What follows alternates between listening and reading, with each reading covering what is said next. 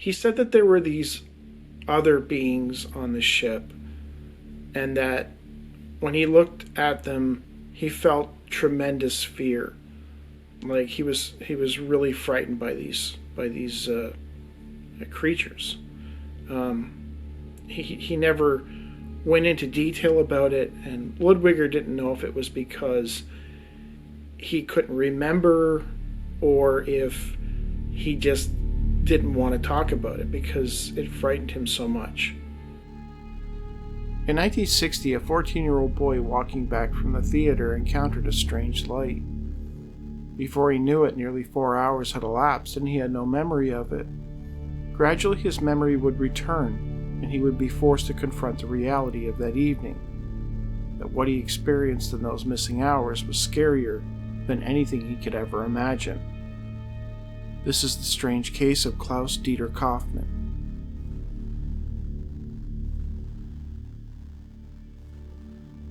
In the spring of 1960, 14-year-old Klaus-Dieter Kaufmann was walking home from the movies. It was 8:30 p.m. He lived on the western outskirts of the city of Frankfurt in Germany.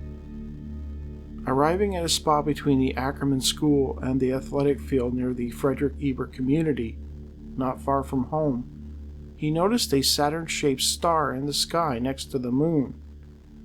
It was about 1/3 the size of the moon. Klaus-Dieter had a box camera which he liked to carry around. It had no film in it, but he still liked to keep it with him. He promptly looked through the viewfinder first at the moon, and then at the Saturn-like object. The ring or disk was subdivided into several rings. The device glistened like iridescent metal, and seemed to be hovering above the area between the freight yard and the River Main. While he stood there looking skyward, he noticed a whitish mist begin to form behind the high wire fence on his right. It seemed to emit strongly focused beams of light. One of the bright lights, or searchlights as he called them, was directed right at Klaus-Dieter. The glare was so strong that he could not protect his eyes with his hands in time before he lost consciousness.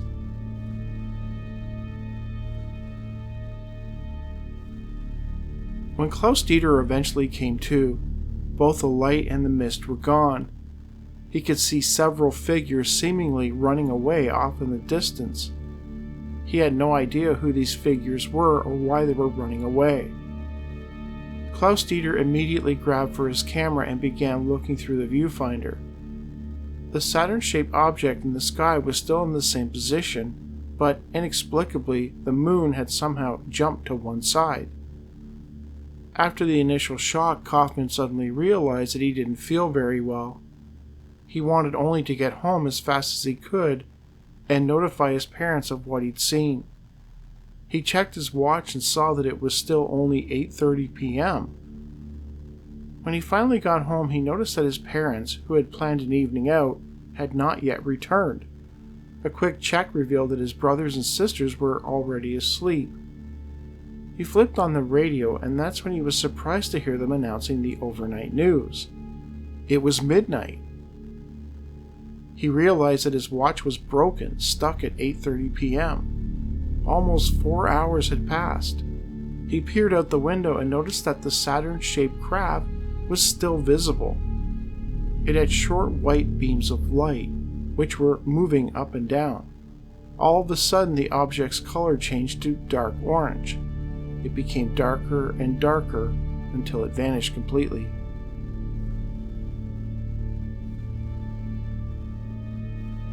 For about 3 days after the encounter, Klaus-Dieter suffered from an ongoing headache and found that he had trouble concentrating on even the smallest tasks. Further, he had a sore spot on his back near the pelvis, with a wound that seemed to be the result of a puncture. As the days turned into weeks, Klaus-Dieter almost completely forgot about his sighting and his weird fainting spell, but the wound on his back continued to hurt, a persistent reminder of the experience. In 1990, Klaus-Dieter's back pain became too much, and he was forced to undergo spinal surgery, which was carried out at the hospital in Offenbach. It was Klaus-Dieter's first ever operation, but his physician was certain that he had been operated on before. He even asked him when his first operation was carried out. Although Klaus-Dieter insisted that no previous surgical treatment had taken place, the X-rays clearly disclosed an operation channel at the point in question. Klaus-Dieter could not understand this, and he began to retrace the circumstances under which the pain in his back had first originated. The events from 30 years prior slowly began to come back to him, and that is when he really began to comprehend just how odd that evening was. The weird object, the strange figures, the nearly 4-hour gap in time. What exactly happened that night, he wondered.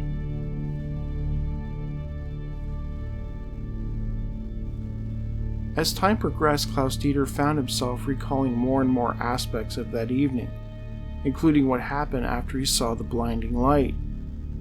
The missing moments slowly began to come into focus, each providing a piece to a much larger puzzle.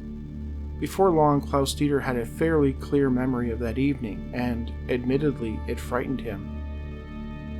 In 1993, Klaus-Dieter reached out to German-based researcher Illobrand von Ludwiger, who interviewed him. Klaus-Dieter related his experience as best he could, including providing hand-drawn images of the beings he encountered, at least the ones he could remember.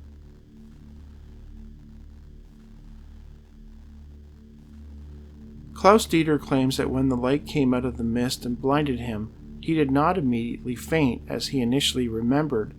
Rather, he found himself in a sort of trance-like state, unable to move. Just then, several small, stocky individuals standing a little under 5 feet tall, wearing close-fitting diving suits and carrying silver-colored boxes on their chest and back, stepped out of the mist. Their feet and necks were relatively long. Their heads were small and bald. The backs of their heads merged with their necks.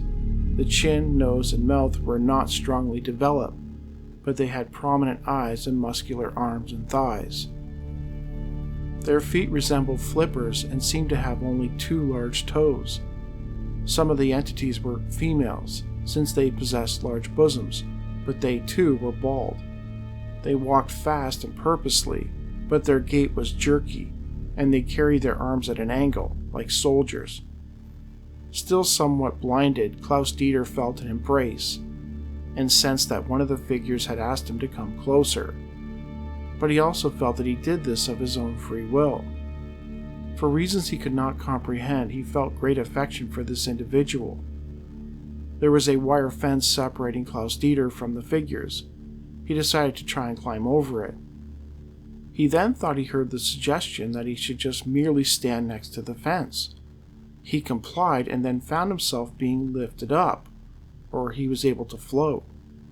Higher up in the sky, a glowing sphere, covered with a net-like structure, grew larger and larger as it moved closer to him.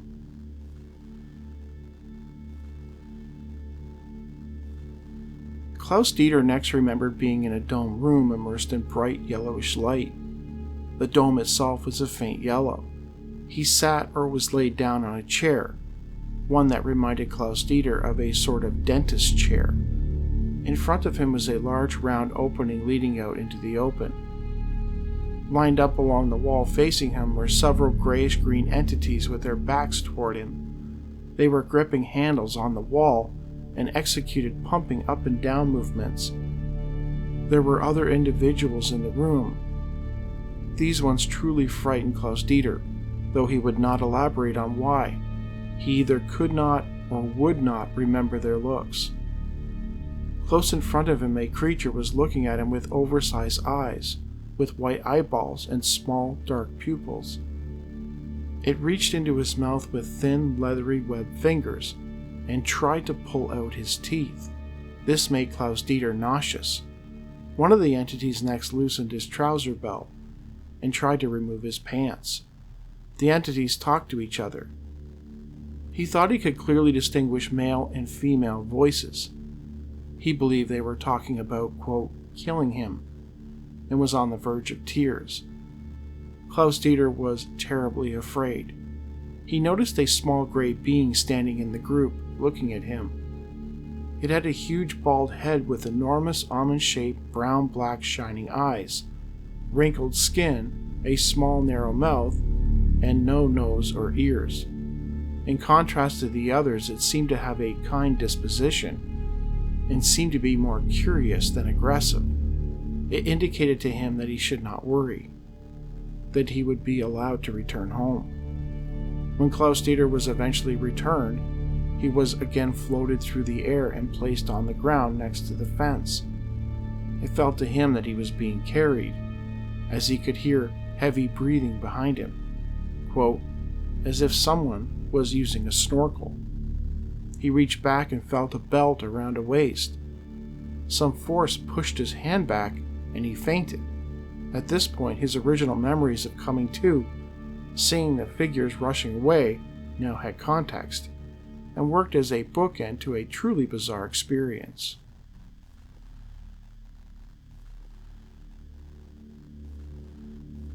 Klaus-Dieter Kaufmann did not undergo hypnotic regression in order to unlock his memories.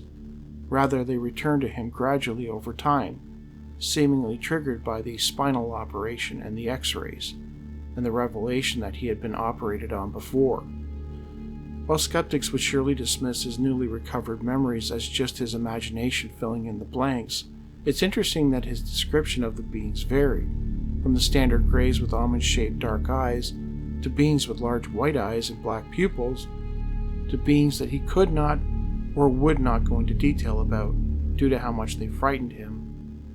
Klaus-Dieter's reluctance suggested he wasn't there to spin a yarn. Rather, it seems that something, even 30 years later, was stopping him from divulging all the details of the contact. Unlike so many other cases where the visitors seem either friendly or just indifferent, the beings that snatched Klaus-Dieter seemed openly hostile to him, even at one point discussing doing away with him. Had it not been for one apparently sympathetic being who stepped in to vouch for him, I do wonder if he would have become just another missing 411 entry. The fact that Klaus-Dieter's experience ended with him sustaining a long-lasting spinal injury, possibly residue of a botched or rushed surgery performed on him inside the craft. Might this be the reason for the beings wanting to do away with him, knowing that they could not, in that moment, be able to correct what they had done to him, and knowing that at some point it would ultimately be the catalyst for him regaining his memories and going public with his story. They said he was 14 years old, he was male. He does seem to fit the description for a lot of the cases in these missing 411 books, where young males go missing.